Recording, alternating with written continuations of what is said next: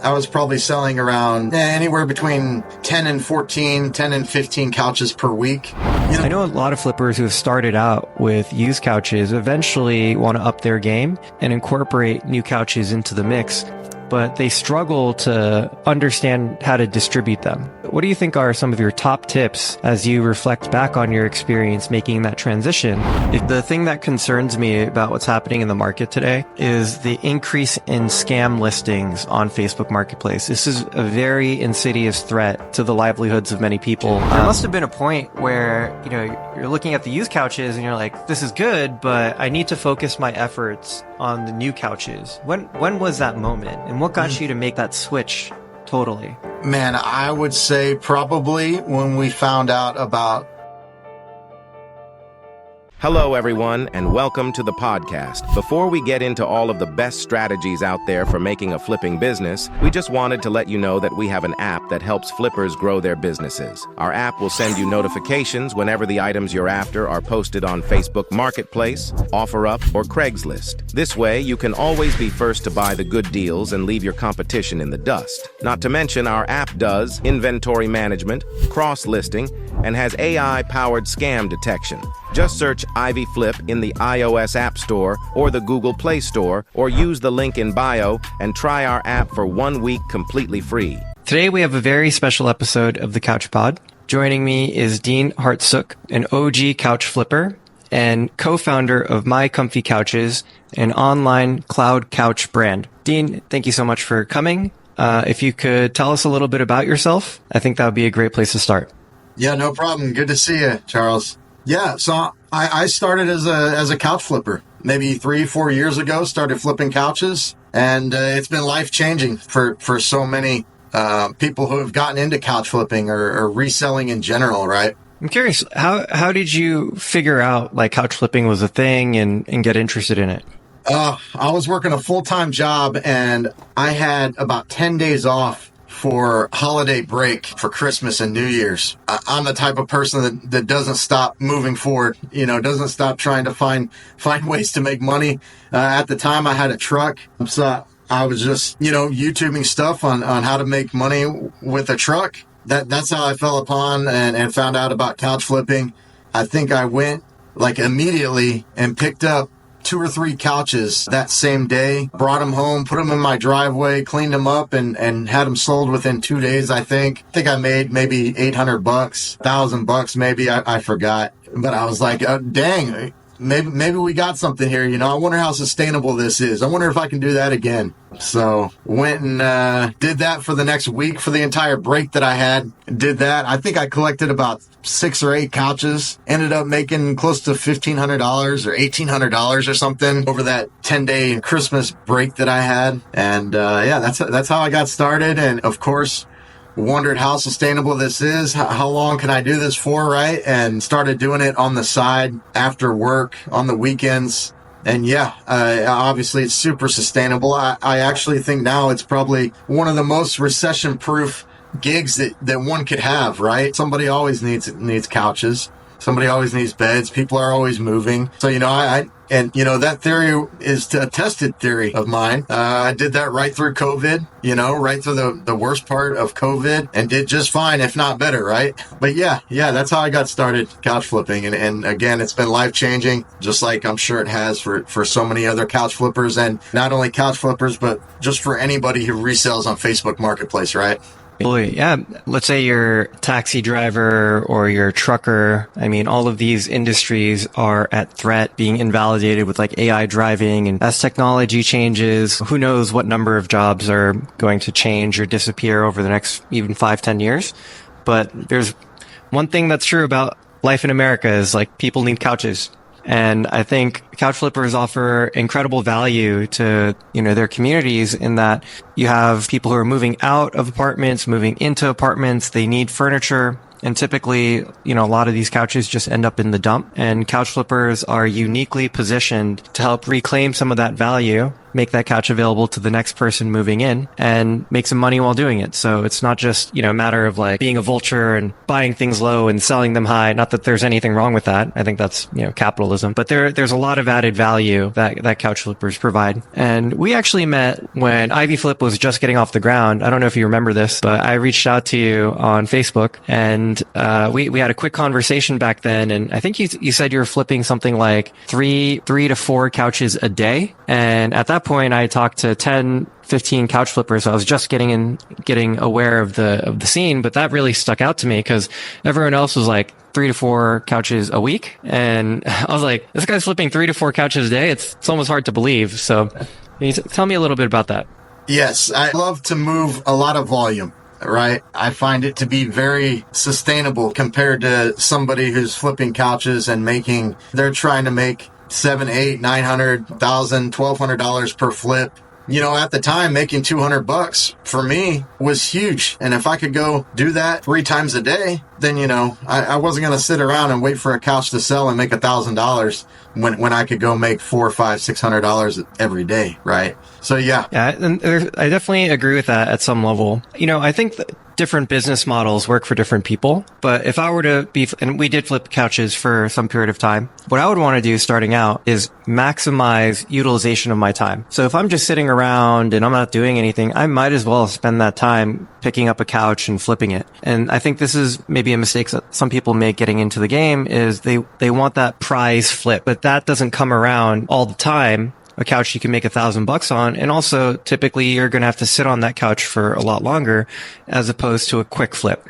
And that keeps money moving in. And then once you've maxed out your time trying to figure out how can I go up profit per flip seems like a good strategy. I think another thing about, the high volume strategy is that when you have a lot of listings, there's always something moving.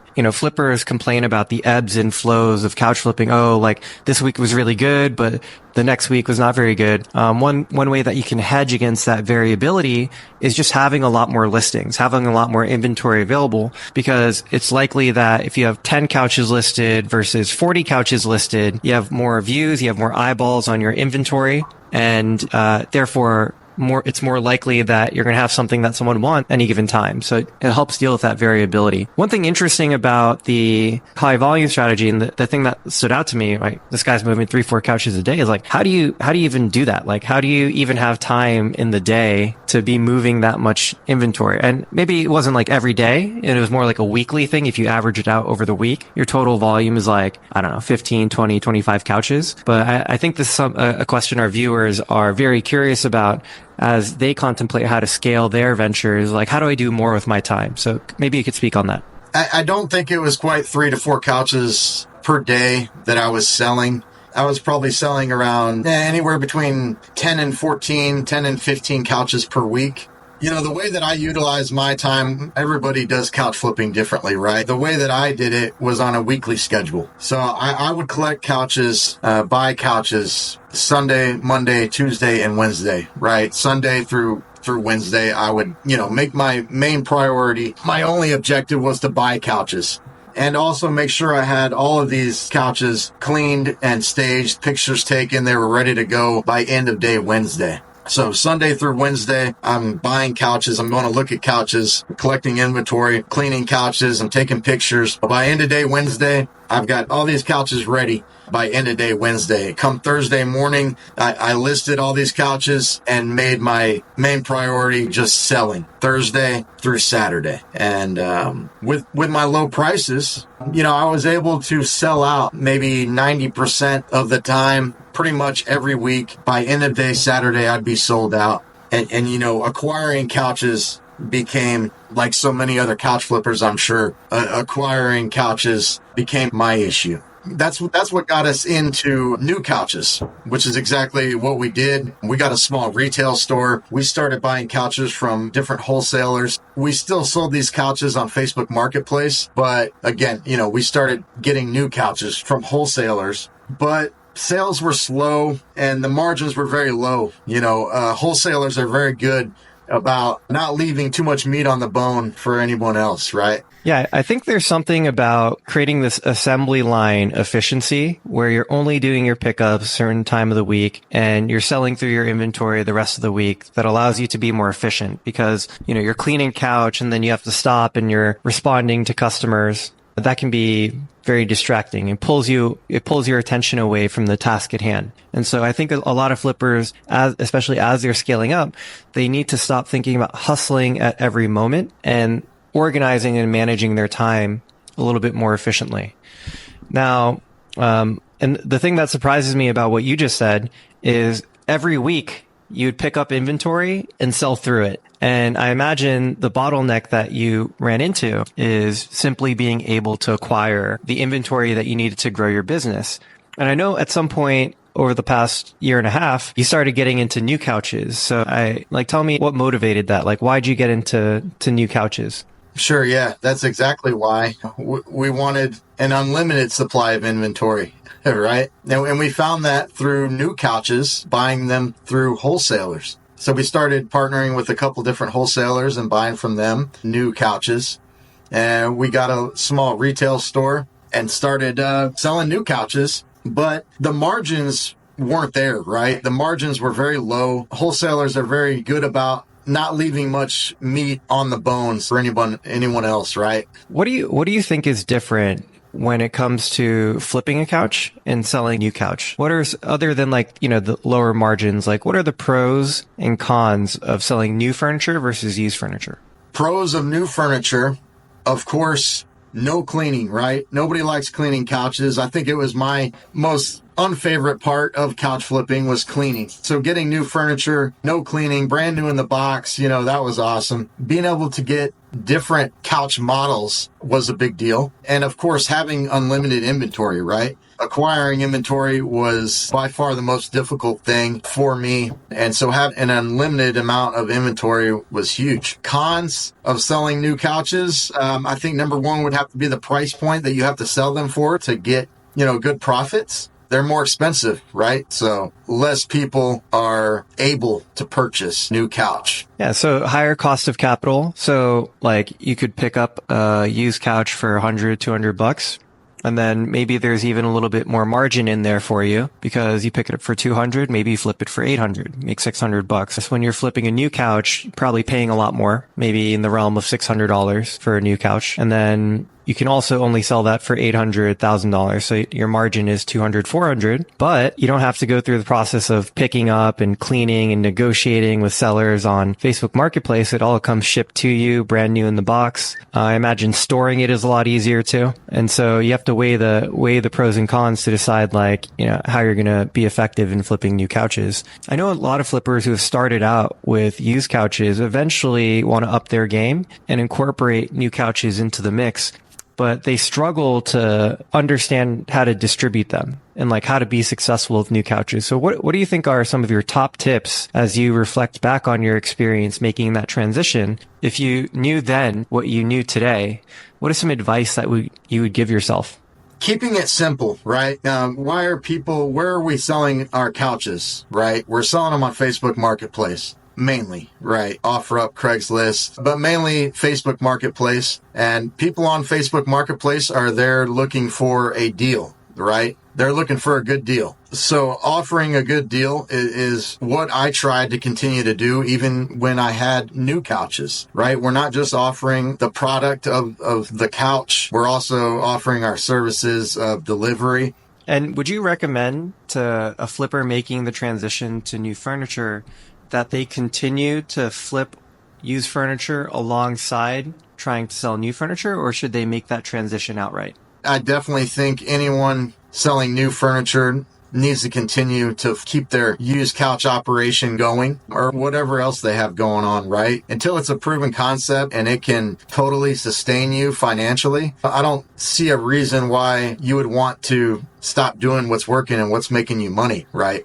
It doesn't matter what else you do to make money. I definitely think you should continue to do it. And at a certain point that's what you did, right? Is you kept flipping used furniture, but alongside that, you had some new inventory to complement it. And therefore, you're getting all the pros, flipping new furniture, that it's turnkey and lax cleaning, a little bit more time efficient, maybe a little bit lower margin, but you also have your high margin flips coming in from the used furniture. Now, eventually, if I'm not mistaken, you made the transition totally into new furniture, and that's where you're at today. Yeah. Yeah, so my dad was an entrepreneur too. My dad's a refugee, actually, so he's Cambodian. Do you hear about what happened in Cambodia, like in the 1970s? No, I'm unfamiliar. There was a genocide. What happened was after the Vietnam War, they were bombing Cambodia because it was a supply line into South Vietnam, and that destabilized the incumbent government and allowed this communist dictator Pol Pot to come into power. And there is this whole communist ideology behind it where you have the ideological rich and elite that are, sucking the wealth out of the country and leaving nothing for the normal person. And so it was kind of a peasant revolution, and they killed anyone with glasses. They killed anyone associated with government, all the intellectuals, all the artisans. The result was something like 3 million people out of 8 million people died, population of 8 million. So it's like Thanos finger snap, like a third of the people being massacred and killed. But anyway, so my dad escaped from that, made it over to the US like 1982. I remember growing up, like if I complained about something, and he was very chill. He didn't put too much pressure on me, but he would just be like, don't complain. And I didn't understand it at that time, right? Like, don't complain about food, like be happy that you have food. And it wasn't until I got older that I really understood where my dad was coming from and what he was trying to teach me. And I think that's a big part of who I am today. And my motivation for being an entrepreneur and doing what I'm doing now is, trying to create opportunities for myself, my family, other people, big part inspired by his legacy. And he was an entrepreneur too. He wasn't educated, like he had a middle school education. And when he came over to the US, he's the eldest son. So he wasn't go to school, but all of his siblings went to school, but he went to work immediately. But he had like stores in Chinatown in New York selling counterfeit merchandise. So it's, he's a hustler, definitely a hustler.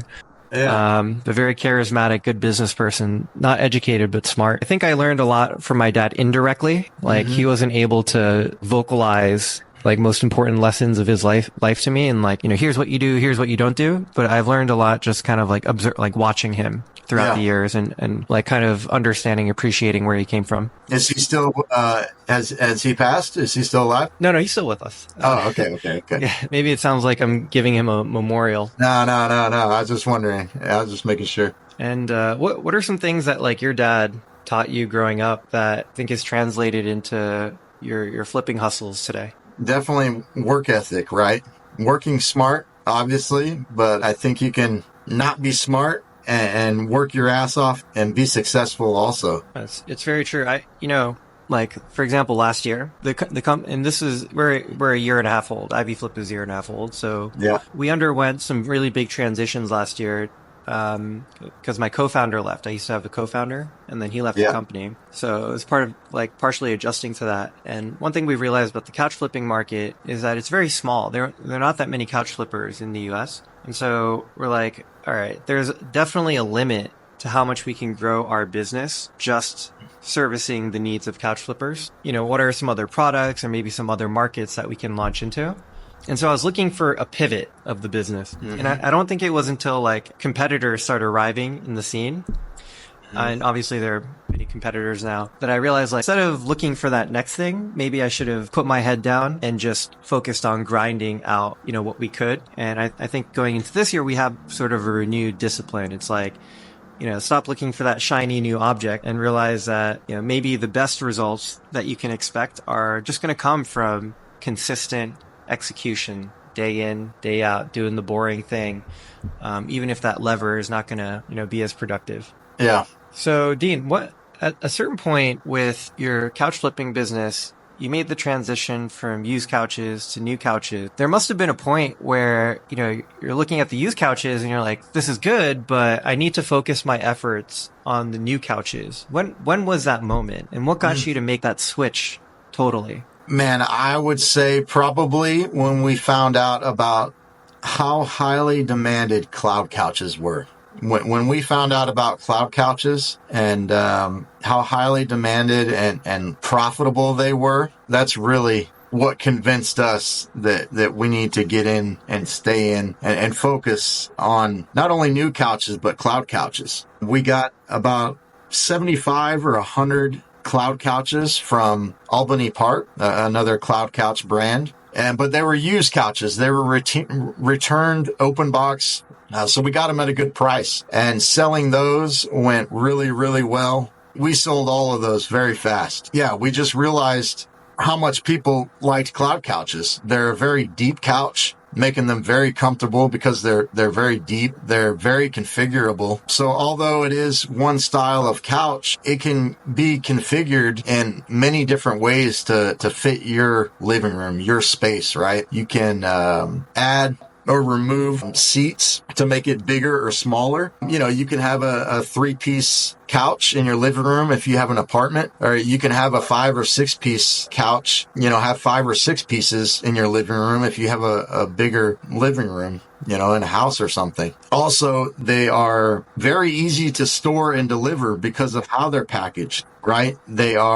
Each seat is packaged individually in its own box. And so they're very easy to store. You can store a lot of them in a small space. You can also deliver them very easily with just one person. And that was huge as well. Instead of needing help from the customer or from a partner of yours to go deliver these couches, all of a sudden I could just go deliver a cloud couch on my own because of their packaging, right? Because each piece packaged individually in their own box. So that was big as well. And another thing that we really think drove sales for us was that these couches, even though they were open box returns, they retailed online on Albany Park's website for $2,500, $2,600, $2,700. And we were offering them on Facebook Marketplace for $1,300, $1,400, $1,500. So, again, you're on Facebook Marketplace looking for a deal, and you find a couch that retails online for $2,700, and it's only $1,400. It's a great deal. You were picking up those couches for $600 a pop, right? Those Albany Park open boxes. Yeah, I think we were paying around $600, $650 per couch because we bought so many of them.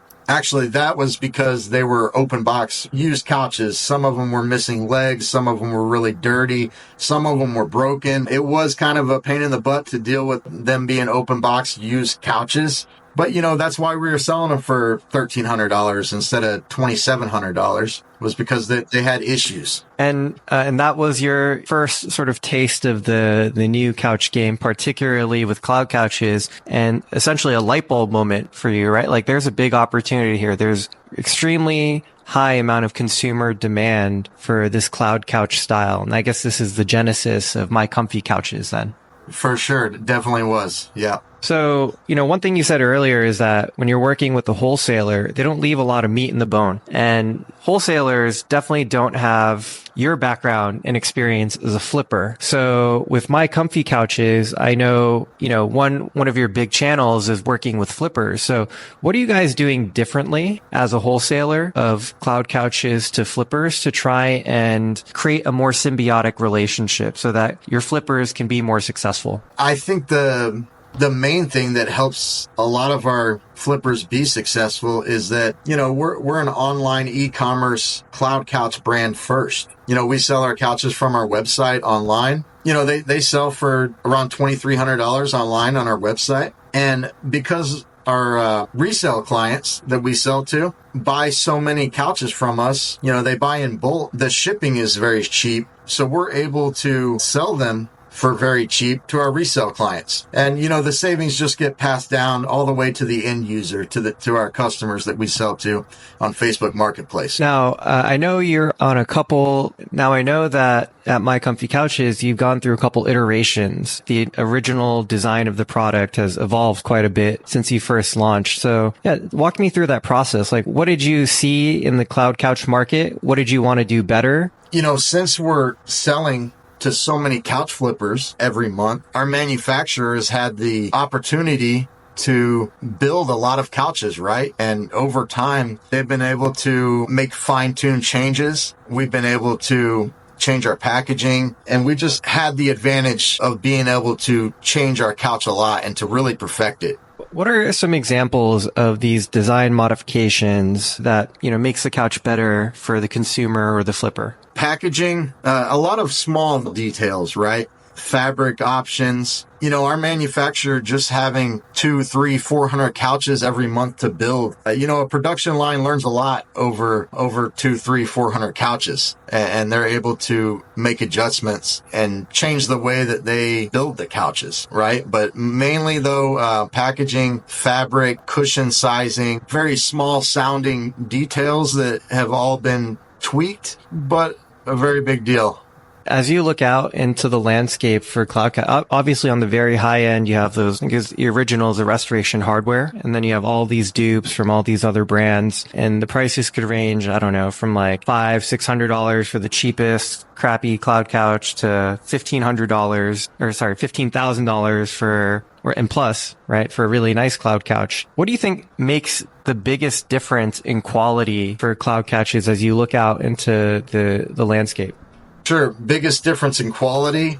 You know what? Not too much, to be honest with you. There's so many cloud couch brands out there that do nothing but sell cloud couches, right? And there's a reason why, because of all the reasons we've talked about already and why they're so popular.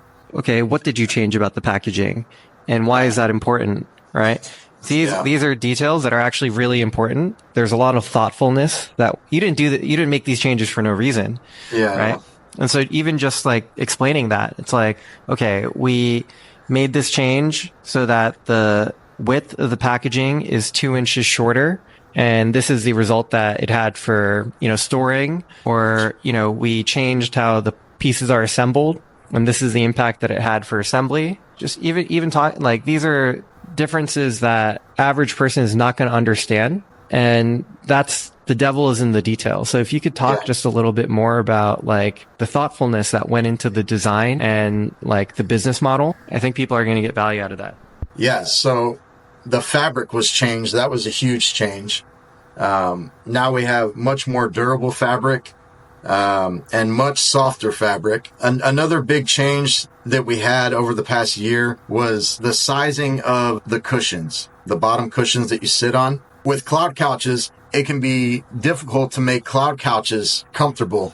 Well, why is that? Because, one thing I've heard about cloud couches, like some of the negative reports I've heard about cloud couches is that like, as you sit in them, like they get like indents and like they kind of lose their fluffiness. Yeah.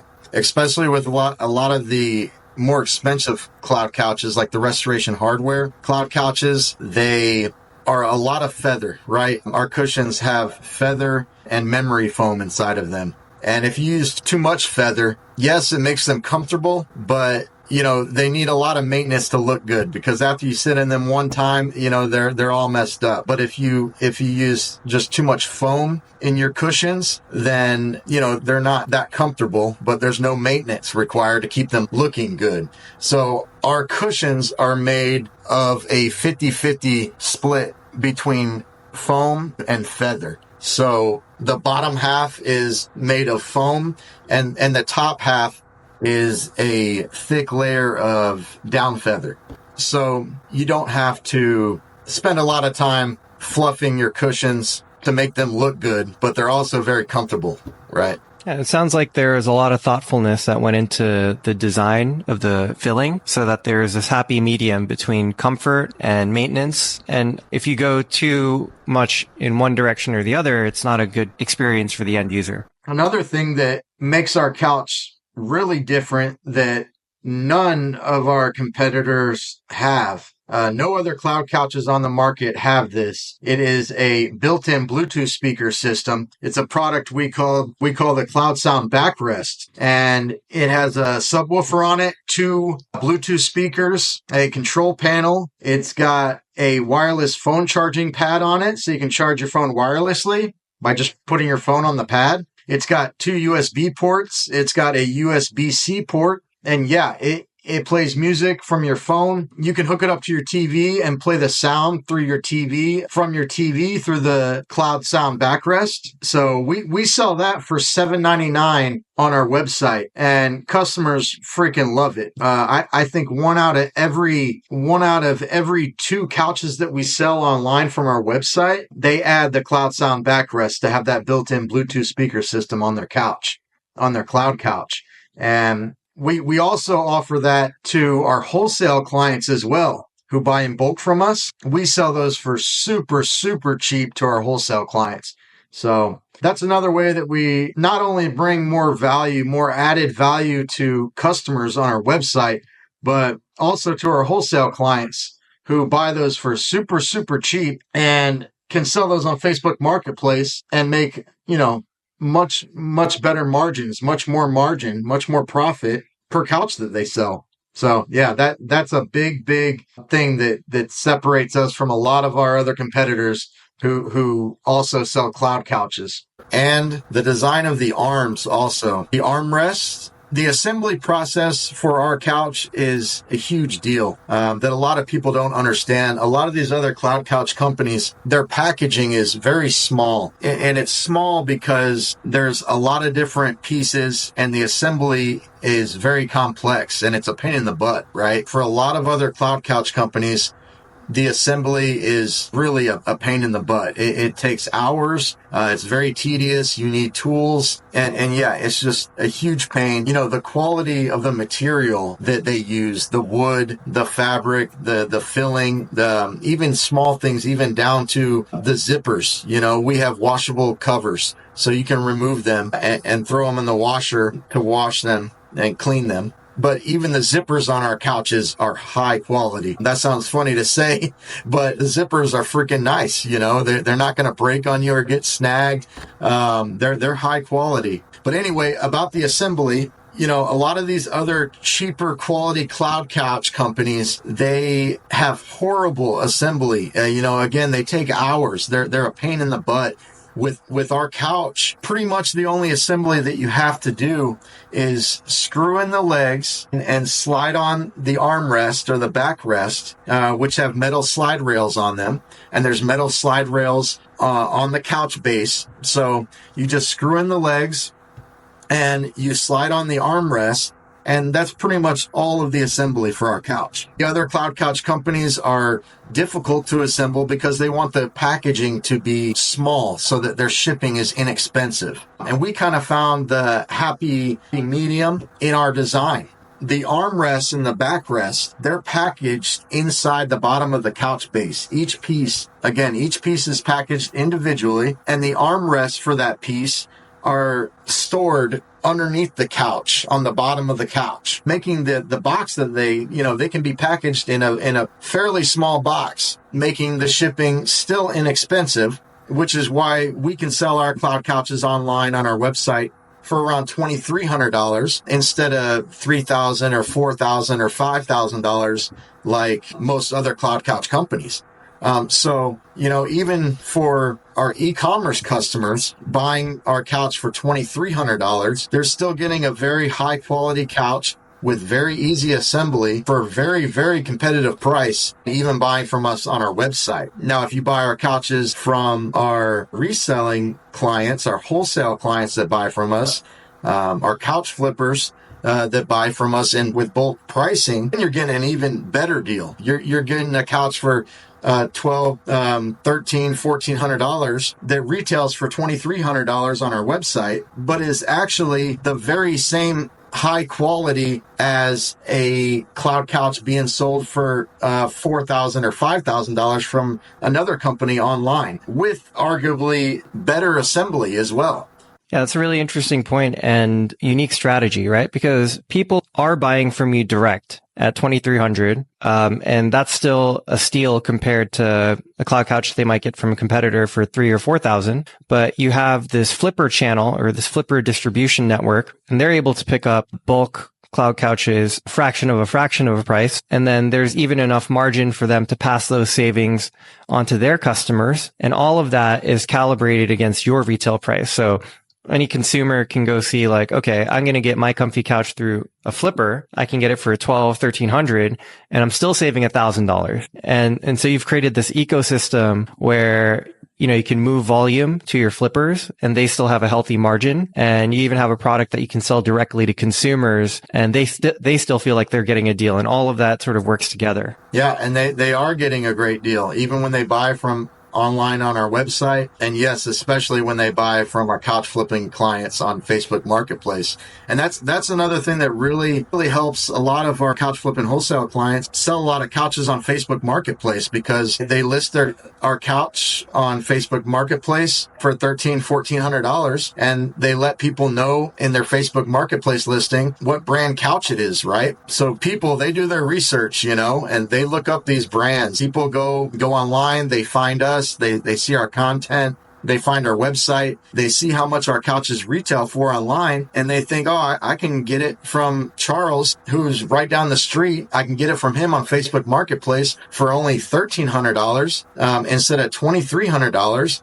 And oh, by the way, he'll bring it to me right now. He'll deliver it today with same day delivery. And they're getting a high quality couch, not a cheap cloud couch that you might buy from a wholesaler. Absolutely. Dean, just like first impression in talking with you, I wouldn't necessarily expect this, but as we get deeper in conversation, I realize there's a lot of thoughtfulness and intelligence behind how you've constructed your business operation, your distribution network. So hats off to you. As you dig deeper, there's definitely gold. To be honest with you, Charles, I feel super blessed. I feel like I might have the best job in the world, while also helping the same community of people where I started, which is, couch flippers. I'm able to help couch flippers all over the country make good money with our couches, and at the same time offer a great product and a great deal to people who buy our couches. So, I mean, it's amazing. Super blessed. Super blessed. Now,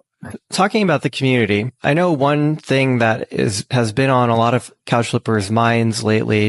I talk to 10, 15 couch flippers a day. There seems to be some changes in the market, and that might be more couch flippers getting in the game, therefore, increased competition. It might be changes in the algorithm so that, their listings are getting less views. I know one thing that's been extremely prevalent is the incidence of scammers and scam listings, and it's making it harder to kind of differentiate what's the real deal. I think both for sellers and buyers on Facebook Marketplace.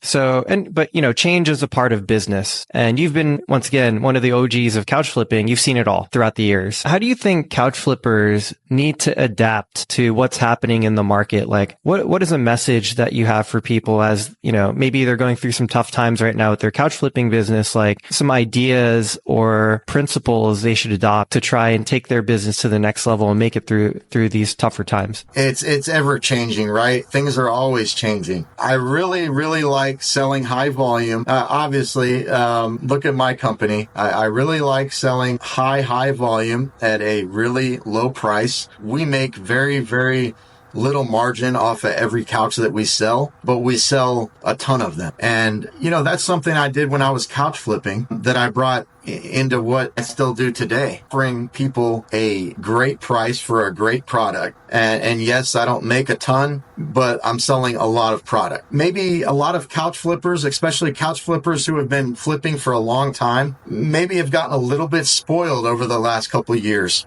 right? And now the market is kind of leveling itself out a little bit, but there's still plenty of business to be done, right? People are always moving. People need couches. It's as simple as that. Small changes like lowering your prices and selling more volume, and bigger things that you can do are doing what a lot of our clients do, which is buy new couches in bulk, buying cloud couches. And yes, you're not going to be making $800 or $1,000 per couch when you sell our couches, but you're going to make $300 or $400 per couch. And if you can sell 10 or 12 or 15 of those a month, that's a great way to add some pretty good income to your bottom line every month, right?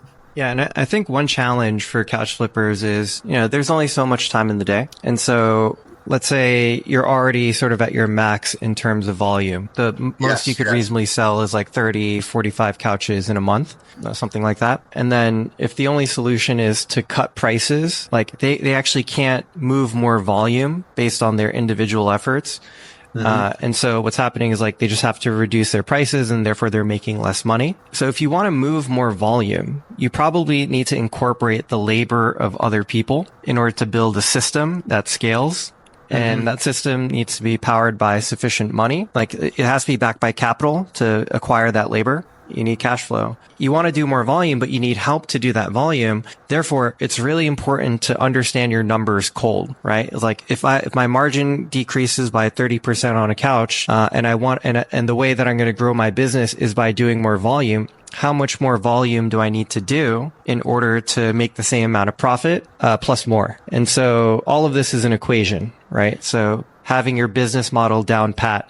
I think this is a problem that a lot of people run into, is that there's actually no model. They're just working as hard as they can to make as much money as they can. And because they don't know their numbers, they don't know what areas of the business they can scale up or down and where they can make investments to improve. And obviously you've scaled all the way up. Like your operation is huge, for what most couch flippers would consider, like literally 10x the numbers of a normal couch flipper. And so what were some of the things that you looked at when you thought about scaling up your business and moving into new couches? Like, how did you start making these kinds of decisions? Like, what are the first things you put on the board? Definitely finding cloud couches again was huge for us. The margins are great. And new couches, you talk about time and selling more inventory. I think this is another great reason why adding new couches to your inventory is such a great idea, because they don't take any time. You don't have to source them. You don't have to clean them. You don't have to stage them. It doesn't take multiple people to deliver them. You just buy them. You store them in your garage or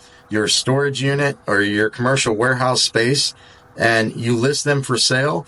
And when you get a sale, you throw a few boxes in the back of your truck and you go deliver them. We've got a lot of people who buy from us who aren't couch flippers. They're just looking for a way to make money on the side. Some of them might have other businesses. They're running full time and they don't have a lot of time, a lot of extra spare time. We've got college kids that buy from us who are in school full time, and they don't have the time to really put in the time that they need into used couch flipping to make good money.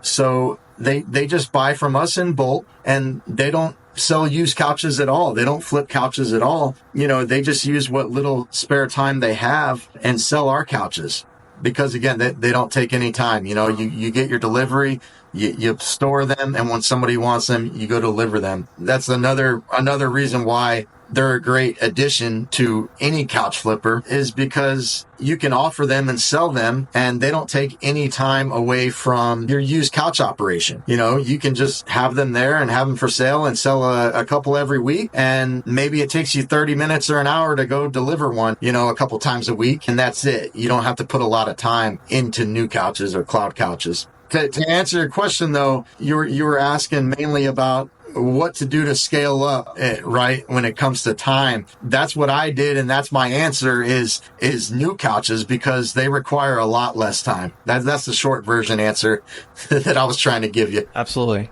And how important do you think it is for couch flippers that are trying to scale up and build their business to build their own brand, as opposed to continuing to just flip on Facebook Marketplace through their seller profiles, etc.? That's a tough question for me, because I think I'm in the minority when it comes to building your own brand. I don't think it's that important, to be honest with you. We're not, as couch flippers, we don't have a retail store. We don't have an e-commerce store online.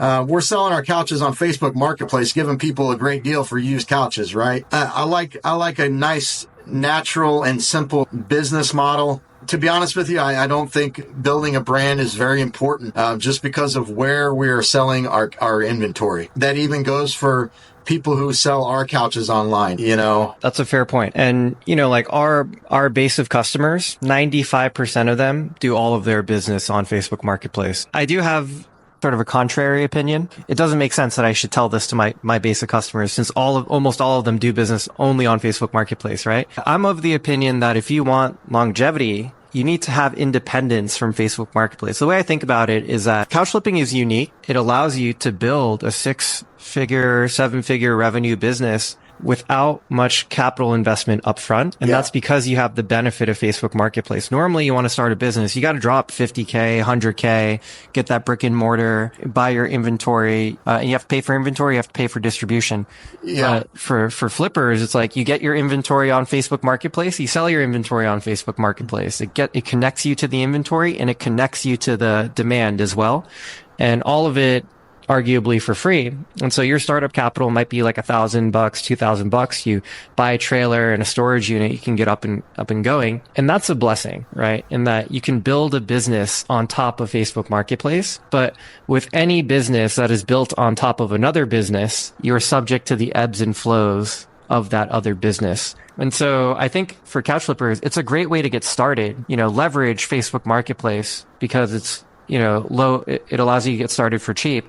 But if you want longevity, then you have to establish some independence from Facebook Marketplace. Because, right now what's happening is like people are complaining that their views are depressed, right? And so they used to post couches, maybe they'll get 1,000 clicks, 2,000 clicks on that couch. And today they're lucky to get 50 to 100.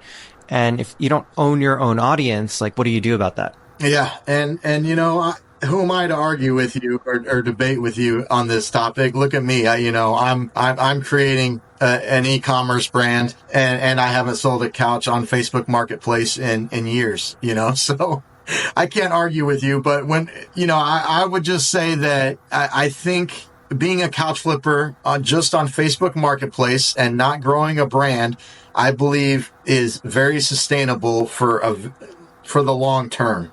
If that's just what you're going to do long term, I think it's sustainable. I don't think couch flipping on Facebook Marketplace is going anywhere. Things are going to change. Yes. Again, look at me. I'm not on Facebook Marketplace anymore. Absolutely fair. Yeah. And to me, like, the thing that concerns me about what's happening in the market today is less so like, okay, more people are flipping couches. There's less inventory available. I think these are smaller concerns. The thing I am very concerned about, and I'm going to publish some statistics on this, maybe even today, is the increase in scam listings on Facebook Marketplace. This is a very insidious threat to the livelihoods of many people. It's actually, I'll give you the numbers. It's anywhere from 15 to 30% of couch listings that are getting posted on Facebook Marketplace are scams. Like we've run the numbers and it's around 15 to 30% of listings on Facebook Marketplace as of May 2024 are scam listings, people that are posting fake listings, trying to, fake you out of a deposit. That's bad for flippers. That's bad for consumers. That shakes consumer confidence in being able to find a good deal on Facebook Marketplace. This is not competition. Like if it's just a matter of competition, it's like all businesses have to compete. You open up a restaurant, there's going to be a restaurant across the street. You're trying to buy and sell houses. There are other people trying to buy and sell houses. Like competition's a part of the game. You just need to work harder. But This is almost like a plague. It's like a plague that's affecting the industry. And I'm not sure what the consequences of that plague is going to be, but my guess is that Facebook is going to have to take some measure to validate the profiles of sellers or validate listings in some way. This is a technology issue that, the marketplace itself has to address. And I feel like in this moment, flippers have to figure out a way to hold on and get through the tech depression and then, hope for a better era. So, this commentary is actually very different than just dealing with like normal competition. Yeah. I hope they do take what actions required to kind of nip this in the bud. It is a threat for everyone, not just couch flippers, for all kinds of resellers. There's so many people that sell cars and vehicles and cell phones and furniture and homes and services, right? If this continues, people aren't going to feel confident, like you said, about getting on Facebook Marketplace and shopping. And obviously, Facebook doesn't want that. So I feel pretty confident that they're going to take some action to put an end to these scammers, right? Absolutely. I think so too. I mean, it's in their best business interest, right? Like Facebook, They have the largest secondhand marketplace for local products in the world. And I'm sure that's not a business unit that they're going to relinquish without a fight. But, there will always be demand for secondhand marketplaces. So even if Facebook doesn't solve the problem, someone else will.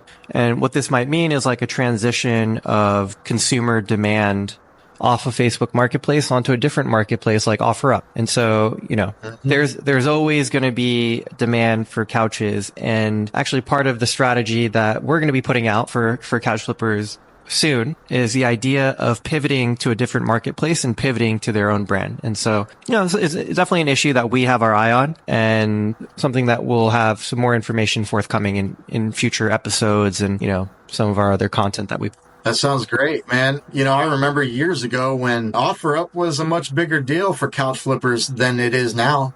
I feel like, things changed and OfferUp kind of died for a lot of couch flippers for like the past year and a half. But who knows? I mean, you look how Facebook is doing. Maybe OfferUp's going to blow up again soon. Maybe it'll be something else. One way or the other, I'm not very worried because people are going to go shop for good deals somewhere, right? On one of these platforms. And we'll be there because we're on all of them, right? Hey, Dean, I appreciate you so much for jumping on the pod, sharing your story, your nuggets of wisdom about the new couch game, particularly about cloud couches. I think our viewers are going to get a lot of value out of this pod. Please, thank you, and I hope to speak to you again soon. No, man, thank you. I enjoy all the content you come out with. Podcasts are great. I don't think there's a better way for a couch flipper or someone who's thinking about getting into couch flipping or reselling in general.